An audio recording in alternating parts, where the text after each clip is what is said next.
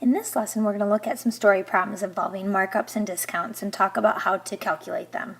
So the first problem says, Jay buys a certain brand of shampoo from a supplier at $7.25 per bottle. He sells it to his customers at a markup of 25%. What would the markup be? So in this question, they're actually asking us what the markup is, okay? So we're going to start with the amount that they give us, the $7.25. And he basically knows that the markup is 25%.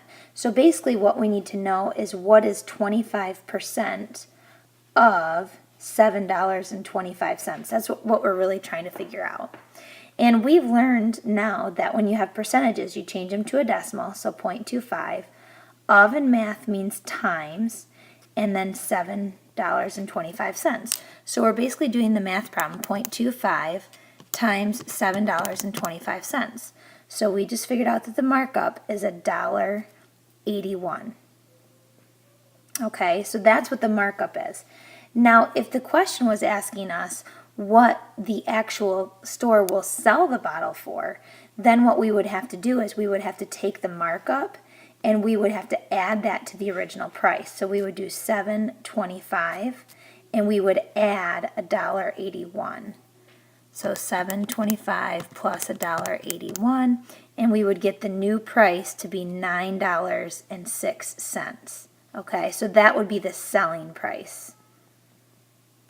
So that's the selling price, where this here is the markup.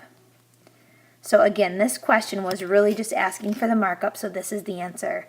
But if you get a question that asks you for the selling price, then you have to actually add that to the original price. Okay, now I do want to show you there is a shortcut for this, okay? When it's a markup, really what you're finding is you're finding 100% of the price plus the markup. So in this case, we're actually finding 125% of the price, which is $7.25. So if we use the same strategy and you convert this to a decimal, you get 1.25 times 725. So if we do that problem, 1.25 times 725, oops, you end up with $9.06, again, which is the same thing that we got over here. Our example, okay? The markup on a restaurant meal is 250%. The meal costs $7.25 to produce. How much will the customer be charged after the markup? Okay, so if we use, first of all, the markup is 250%.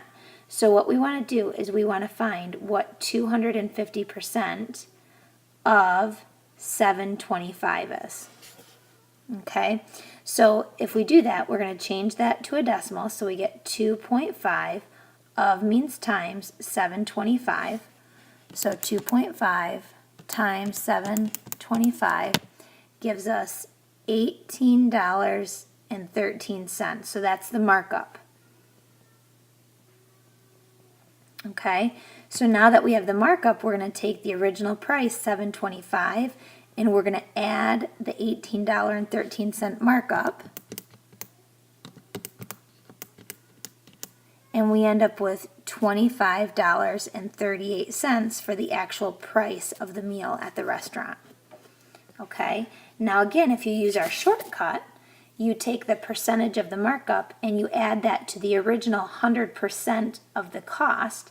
So in this case, we're going to find 350% of the price.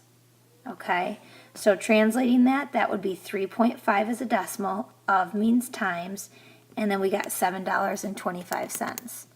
So we're going to do 3.5 times 725.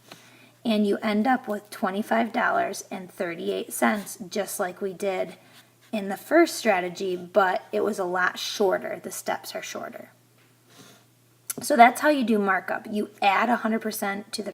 Now, if we were going to do discounts, okay, we're doing a very similar thing, but we're going to discount the price instead of mark it up. So in this case, this DVD, it says, is 10% off. Okay, so we need to find what 10% of the DVD is, which is $15. So if we translate this, we have 0.1, because we changed it to a decimal, of means times 15. So 0.1 times 15 gives us 1.5. So $1.50 is the markup. Okay, so now to find the sale price, it started at $15, and if you think about it, oops, and I totally just misspoke. I'm sorry, that is not the markup, that is the discount. Because in this case, we are discounting it. So $1.50 is the discount. So if we started with the $15 item and we want to discount it, we're going to subtract the amount. So we're going to do 15 minus $1.50. And we end up with $13.50 as the new sale price. Okay, so that's how you're going to calculate discounts. Now, just like markups, there is a shortcut. Okay, so if you think about the discount being 10%, then instead of selling the DVD at 100%, they're going to sell it at 100 minus 10%, which is 90%. So the sale price is going to be 90% of the price, which was $15. So if we translate this, it's 0.9 times 15. That's what the sale price is going to be.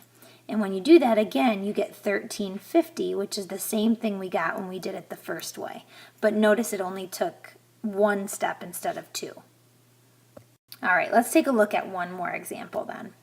In a grocery store, Aiden buys a $12 case of soda that is labeled, get a 15% discount. What is the discount? What is the sale price of the case of soda?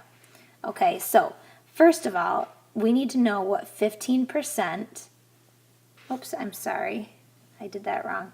We need to know what 15% of $12 is, because that's the discount. So we're going to translate this to a decimal. Of means times 12. So we have 0.15 times 12, which gives us $1.80. Okay, so that is the discount right there. Okay, so we just answered the question, what is the discount?